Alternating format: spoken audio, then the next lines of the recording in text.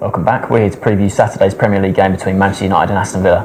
Matt, we'll start with United. Last time out before the international break, fantastic performance to beat Liverpool 2-1. Yeah, it was a great performance. You look about the win, obviously important in itself, but the performance as well, especially first half. And Gary Neville said in commentary during the game that he's never seen a United team, in the last, 10, 15 years play that well at Liverpool. It's always talk about tight games. At Liverpool, they lost 1-0 last season, and it's always tight, isn't it? The crowd get on your back, and especially Liverpool United. But I think the way United played in that first half just completely nullified Liverpool's threat. Everything that Liverpool had done, pressing high, United did that to them. Fellaini was obviously important, as he was against Spurs a week before, and Mata kept his place in the team. Di Maria was back after suspension, but kept faith, and obviously Mata got both the goals. First one was a lovely goal. Herrera picks it up in midfield, threads a ball through, and Mata finishes bottom corner. And United deserved that. And then obviously they go and get the second goal early in the second half. Obviously before that, Gerrard getting himself sent off is obviously massive for the game, because if Liverpool don't go down to 10 men, then they might get something from that game. David De Gea had a couple of good saves, but got beat for the Sturridge goal. But I think Mata's second goal was just such a beautiful goal, wasn't it? Di Maria came on, chipped it up, and to finish like that, that's a one in 100 strike. To get that much power, you always wonder how they get that much power in it, because it was when you're hitting a ball on the run, you can understand how people hit it top corner, but to have that technique to get it in the bottom corner was, and it should have been a game over from that point. But obviously United doing things the hard way. Liverpool came back, got the goal, but Rooney missing a penalty late on as well. Obviously, in stoppage time, you're thinking if that had been 1-0, how massive that would have been. But to play that well at Liverpool came back second half, but United deserved the win, and to win at your rivals, put some ground between in such a big game. Louis van Gaal's record against a big team's been good this season. Got some big games coming up, as we'll talk about. So massive game, massive win. Definitely, that made it 4 league wins in a row for them. And in terms of the league table, it was just a huge game. Not only, obviously, all Liverpool United games, they're always massive games, but this one, in terms of the league table, was huge. If United had lost that game, they would have fallen behind Liverpool, but as it is, they go 5 points clear of them in 4th place. Liverpool, the side outside the top 4 in 5th. And obviously, like I said, 5 points clear. It was just huge for them.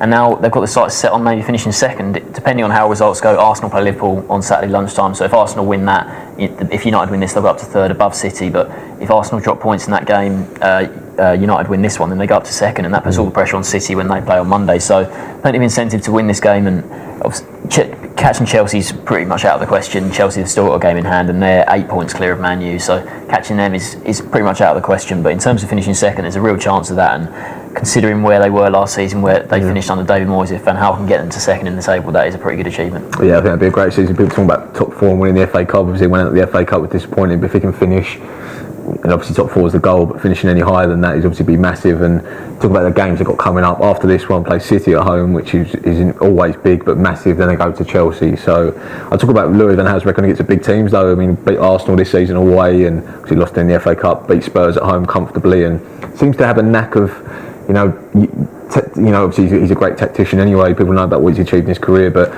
I think Fellaini is just so important in this team. I mean, people criticising him, but scored a couple of goals for Belgium during the international break, and one of which was the winner in Israel, wasn't it, for to take them top of their qualification group. So he's in great form.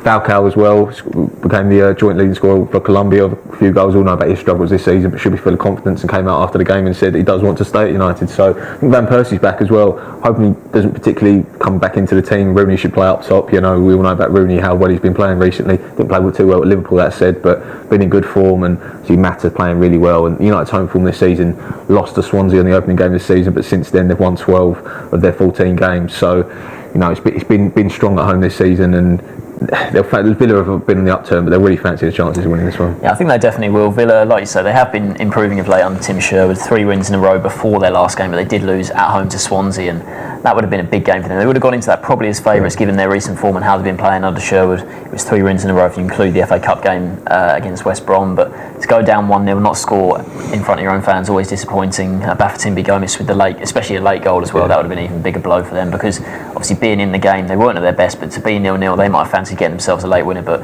in the end they conceded a late winner. Good goal from Swansea, Gomis finishing it pretty well, but obviously they've still been pretty good of late, moved themselves up to 16th in the table, and they're a little bit clear of the bottom 3 now, so it has been better under Sherwood, and at the moment it looks like they'll be safe. And you have to say that the decision to bring Sherwood in is paying dividends at the moment, because with Lambert at one point it looked like they might be dead and buried, so at the moment looking really good for them. You mentioned last time against Swansea at home, obviously they lost, but the last away game was that incredible win at Sunderland, won 4-0, so played very well.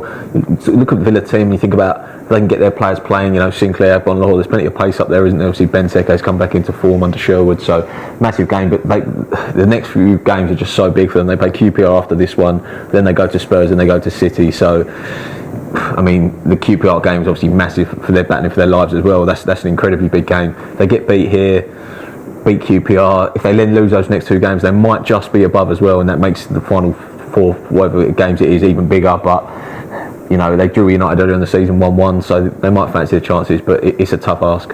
You mentioned all those big games coming up. I think they'll want to beat QPR at home, and in those other games against sort of the top 7 sides, they want to try and get something out of that, because after that they've got their FA Cup semi-final against either Blackburn or Liverpool. We don't know who they'll be playing yet, because that replay isn't until next month. But if they'll want to go into the FA Cup game, fairly, safe in the knowledge that they're a decent chunk clear of the bottom 3. Because if they're worrying about where they are in the league and relegation worries, they might go into the FA Cup game, which is a huge game for them, an FA Cup semi-final at Wembley. They'll want to go into that sort of quite relaxed and fully focused on that game. So I think this game is something Sherwood will definitely want to get something out of a game like this, maybe to try and get a draw. So what's your score prediction? I think you have to back United. I think their record against Villa is good. They've only lost one of their last 38 Premier League games against Villa. So you're thinking at home, been good this season. I don't think it'll be comprehensive. Too many games haven't been that way this season. But I think it'll be 2-0 United. For me, I'm going to go for a 2-goal margin as well. I think Villa might get on the score sheet, but I think United could, just run right a bit in attack. So I'm going to go 3-1. So both picking United to win fairly comfortably here.